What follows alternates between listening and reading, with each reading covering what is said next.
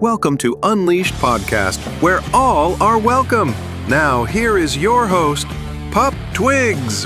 Hey everyone, Pup Twigs here, Orlando, Florida, another episode of Unleashed Podcast. And joining me all the way from Ontario, Canada is Pup Clyde. How are you? Earth, doing good. How about you? I'm doing really good. Thank you very much. So I'd like to get the first question out of the way, and it's just learning a little bit about you yourself. So, what can you share about your journey and what being part of the LGBTQIA plus community means to you? That is a hard one to sum up, but uh, I think for the most part, my journey would take longer than the time that we have. But I can definitely answer the what it means to be part of the community. Okay, And okay, yeah, a journey is definitely what I would call my journey in figuring that out for myself. I'm the kind of individual that really enjoys boxes, but I find that I tend to outgrow them rather quickly. So even though they feel kind of comfy and cozy when I first figure them out, it doesn't really tend to stay that way for long.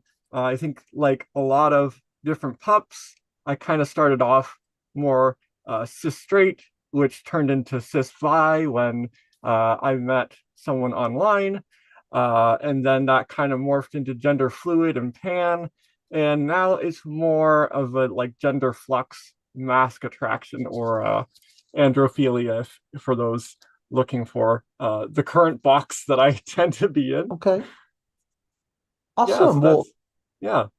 Well, when you think about our listeners that come on here and learn a little bit about the different people that I have on here. If you could leave those listeners with one message about, love, acceptance, or just being true to yourself, what message would you want to leave them? That is another really good question. I would say for those working on becoming their best selves, Hmm. if you only pursue that self-healing in a way that your biggest external critics consider to be uh, beneficial or positive or healthy, is it really about you still at that point? Is it Okay. about you, or is it more about falling into that trap of people pleasing, just to hold space for yourself and be willing to explore what self healing means for yourself? Okay. Well, what advice would you give to someone who's just now starting to embrace their identity? This is gonna probably be a pretty hippie response because I Okay. tend to be a bit of a hippie puppy. Uh, Mostly just meditate on what feels right for you. If you're the Hmm. kind of person that really thrives on that do anything once mentality, more power to you. That's really gonna help you grow and expand your horizons a lot more. Learning to trust your gut is obviously super important in every aspect of life, and this community included, of course. And don't be afraid to, even if that doesn't feel socially acceptable, because a lot of the times that's where we find our niche and our people, Yes. obviously within the confines of safe, sane, and consensual. Okay. All right. Well, I don't know, what kind of pride events or anything you've been able to attend, be a part of over the years, but is there a favorite memory or a favorite event that you've attended? Absolutely. World Pride was held in Toronto in 2014, and it was the first time I got to experience what it meant to be part of this community as a community. I'm from more of a rural area, Hmm. and it was honestly magical from beginning to end. It was, bubbles all over the place, and just not a frown or upset person in sight. And there was just so much welcoming and so much warmth and community and familiarity where with people that I didn't even know. And it was, like I said, it was really magical from beginning to end. And I hear so much about World Pride. We just had it here in Washington, D.C. This past year, and wish I could have made it because who knows when it's going to be close to us again. But yeah, I hear so much good stuff about it. Yeah, it's a lot of fun. Oh yeah. Definitely highly recommend for sure. Well, what misconceptions about our community do you wish that more people understood? That is one that tends to make me growl a little bit because it's kind of picking at a more recent event that happened to me. So I when I moved back up here, back to my old stomping grounds, there was this individual who had this kind of blatant uh, blanket statement that all gay guys only think about one thing, and that tends to be true in societal view of men in general, but for whatever reason, it's kind of like a pass for a Hmm. lot of cis men, but for whatever reason, it's wholly unacceptable for a lot of rural spaces when it comes to gay guys. And I feel like that double standard is very toxic, and that Yes. generalization obviously bothered me. And I've got my own personal vendetta against the thought that all gay people are sexual deviants and all trans people are simply confused because that is what I grew up with. So having to go through those stages for myself, I would love to see generations where that's just not even uh, a barrier. Yeah, and I've done this podcast long enough that I've been able to talk to, you know, pups and people from every walk of life, and it just really, I mean, to the point, I hate to use the word irk, but it irks me that people don't understand that we're just wanting to live our life like they do. Absolutely. And just let us do it and let us be happy, you be happy, and what we're doing is not hurting you one bit. Yeah. We are one part of the vast expanse of human experiences for sure. Yes, yes. Well, this is kind of a fun question. If you could instantly master one talent, what would you want to master? The ability to memorize is something that I find incredibly challenging. And I know that's probably not one you've gotten before, but It's for not. me, that's a big one. I love the concept of learning languages. I went to school for theater. Oh, Things like, uh, for instance, going through for college for something like a master's in history or something along those lines. It's much more daunting because I do not feel like I could remember dates, hmm. scripts, things like that. So for me, it's about memory and specifically recall because tend to have that paralysis when it comes to trying to remember specific details when Okay. they're being asked of me. So for me, it's that enhanced memory. It's a really good question, by the way. And that's fair enough because and it is the first time that's been brought up, but that is a good quality to masters, definitely. So, what has been one of your more proudest affirming moments that you've had so far? There have been a lot of them, but Twigs, this is, it's been a roller coaster, and my chest got tight with this question. Hmm. Holding space for myself and learning to feel my gut and recognize that it isn't always right, but it still holds a vital place and is incredibly important. Radical self acceptance is Hmm. not at all what I thought it would be. Holding my truth and no longer holding up the painting that people want to see when they look at me, but rather holding up the mirror to show themselves. It's uncomfortable, but it's something that I'm learning to do more and more. Uh, I was, of course, raised in a rural area, so rather conservative views, and it was a big part of my upbringing that you don't question beliefs. Yeah. So it's been a hardwired concept, and I think just in general with the society we live in here in North America, we tend to do that a lot, Yeah. not questioning beliefs of people that we're associating with. It's very easy to do it outside of that, but it's a lot easier when you're raised one way and then figure out that you're the exact opposite of what was expected of you. And I'm sure so many of your listeners resonate with that on a very spiritual level.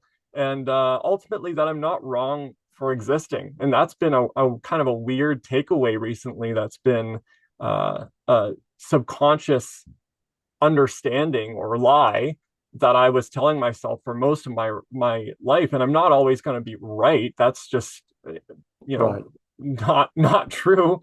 But I'm here, and that's okay. And radical self acceptance isn't immediate either.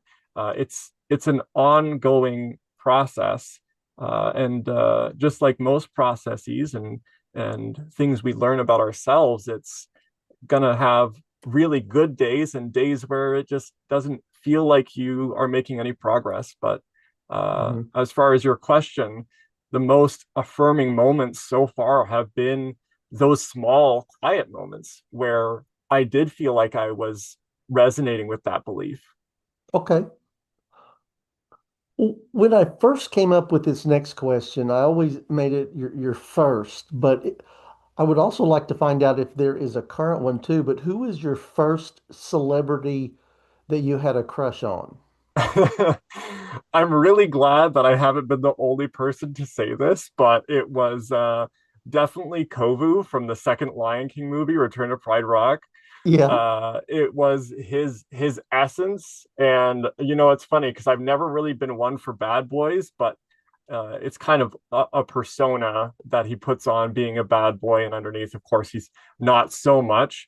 Kind of killed the buzz when I realized he's the same voice from Max from the Goofy movies because that's Hmm. not really my vibe. But yeah, he was a big one, and then the other one was I think it's Robert and Hammerstein's Cinderella with Brandy and Whitney Houston, all those massive names, and Prince. The prince from that, I think it was Rupert or Robert. He was. I didn't realize it at the time, nor did I realize for Kovu until I realized what attraction actually meant, or infatuation, what have you. I always thought, oh, that's how I'm going to be one day when I find a wife, and then coming to the conclusion that I don't really want to be on that side of the relationship. Of Yeah. course, I am because I'm very fluid, and there are relationships that I have that are beautiful, and I get to be that doting individual. But I also get to be that doted on individual, and Okay. kind of that mix is still something I'm learning to embrace without feeling any hesitation.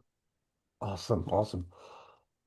Well, when you think about community, what is it about community? What does it mean to you? And where do you find your community that you fit into?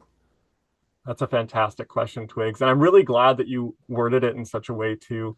It's really loaded for me, obviously, and I would be for, I would assume, uh, most, if not all, of the people you interview. But, um, if I ever go through something in the mental health field, this topic specifically is probably going to be part of my thesis in some way, shape, or form. Community is very overlapping, and the community of family or chosen or blood or community of work, community of the world, they often conflict and overlap Hmm. uh, in so many different ways. Even Webster's dictionary has a kind of a hard time narrowing that word down. Community, to say that community is what you make of it is kind of uh, watered down because you have community that whether you like to be in it or not, you pick what it gets to be. Yeah, kind of. But it doesn't always seem that way. a Hmm. spouse has to co-parent with an ex with their dynamic, or a friend has maybe a bit of an obnoxious spouse. Your partner could have a partner that doesn't treat them that well, like a metamor.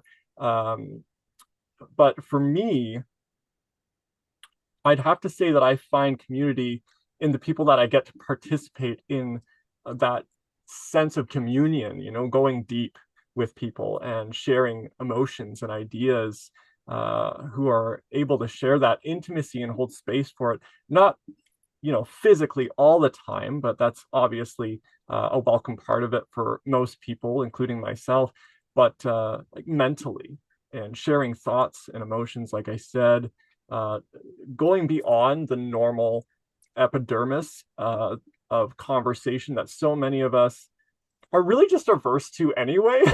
Yeah, yeah. But old habits really die hard, especially in new settings where politeness kind of takes over. But it's when I get to go beyond that. That's where I find my community. Okay.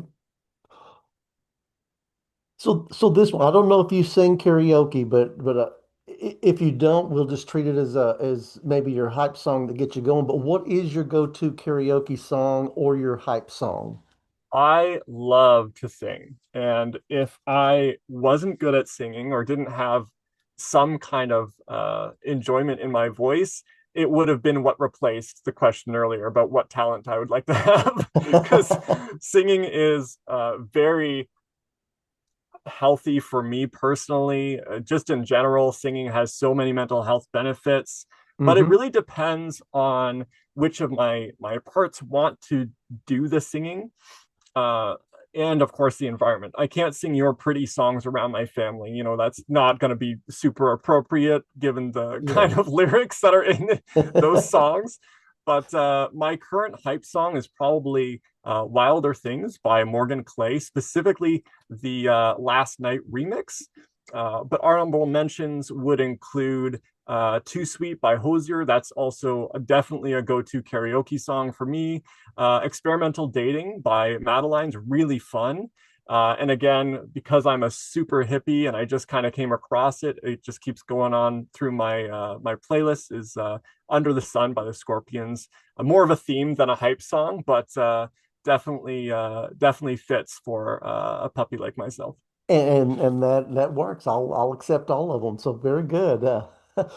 Well, what challenges have you faced within the community, and how have you been able to overcome them?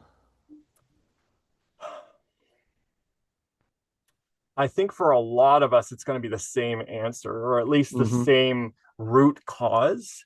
And I'm not one to be shy about it. My mental health journey has been the biggest challenge for me, and that includes social interactions through the LGBTQ plus communities, through the puppy communities, all that kind of stuff. Um, but the way that I've overcome it's just been quite a journey, as most of aspects of the last 10 years or so have Okay. been. And the way that I've found the most help has been through several avenues. Um, the strangest kind of area of that has been finding psilocybin assisted therapy, which is something that's supported up here. And I know is gaining a lot of traction in a lot of different states as well. Yeah. Um, I was actually uh, misdiagnosed for about 8 years with a severe mental health diagnosis, which was bipolar 2. And that was through several different clinicians. And obviously, I spent a lot of that time trying to understand myself. Learning about mental health was such a big part of my life to try and cope with the complications of the misdiagnosis as well as the untreated parts of me. The other factors were finding what's called IFS therapy, which stands for internal family systems. That was Okay. very helpful. My dog, Kita, that I got about a year and a half ago, helps me get out of the house daily, helps me enjoy my good days, and is super casual and amicable on my bad days. And again, arguably the most impactful has been using the teachers or mushrooms as a vehicle in my therapeutic sessions, which has really helped my brain integrate a lot of those tools I learned over the past 8 years, and in a way that I can now finally start using them in my daily life. And I do want to take a beat and express that this is not to be done without the guidance of a medical or spiritual practitioner that has a lot of experience in this particular field. This is something that's going to give you a lot more questions than answers, and you're going to want someone there to support you in that. Oh, good, good. Last question, and just want to find out who's your ultimate icon or role model out there. I love this question so much. And immediately, no one really came to mind because I've never really given this much thought. Mm-hmm. Uh, I mean, there's obvious go-tos in music and TV and all of that stuff, and I just thought, who's like my ideal role model? And it came back to actually a good friend of mine, Pup Clyde. They're just absolutely and incredibly inspiring. They make me feel like there's a lot that can be done within the community and as well outside of the community. They're an individual that's given talks at the university level for Mm-hmm. intersex and what that means to be, and changing a lot of uh, the conversation and adjusting a lot of perspectives. And it's just so admirable, and it really drives me and inspires me to be more visible, which I think is a big part of what the community also means to me personally. Well, and I love that I've already recorded so many podcasts for this season, and I don't think I've had one person bring up that I expected when I came up with the question, a celebrity.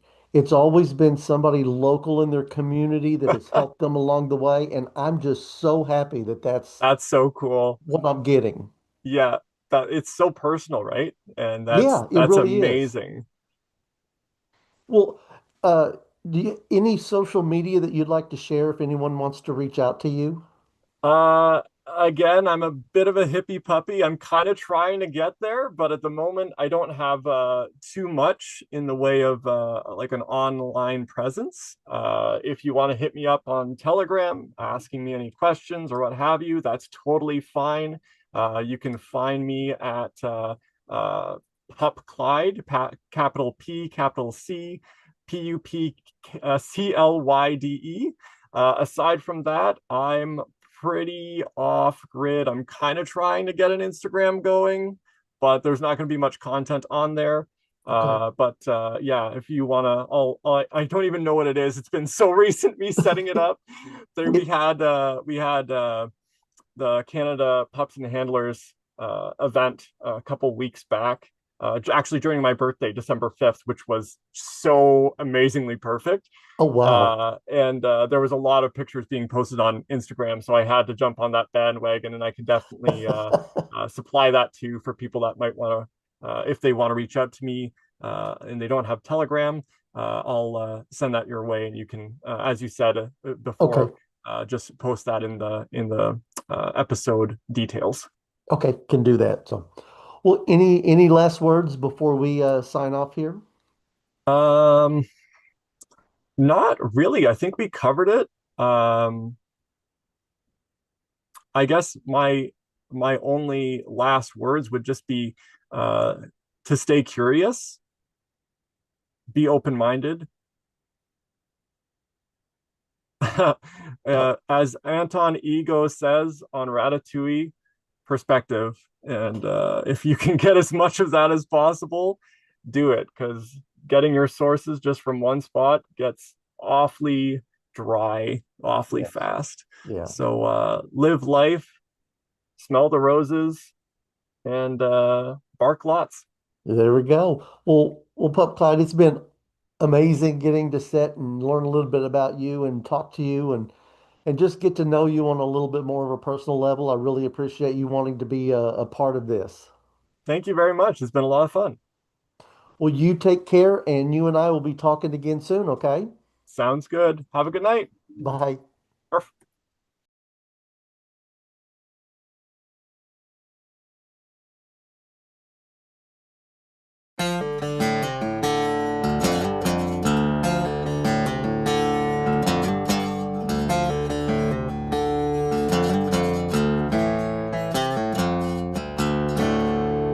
Thank you for watching. Please subscribe and share with your friends. Until next time, keep wagging, keep shining, and stay unleashed.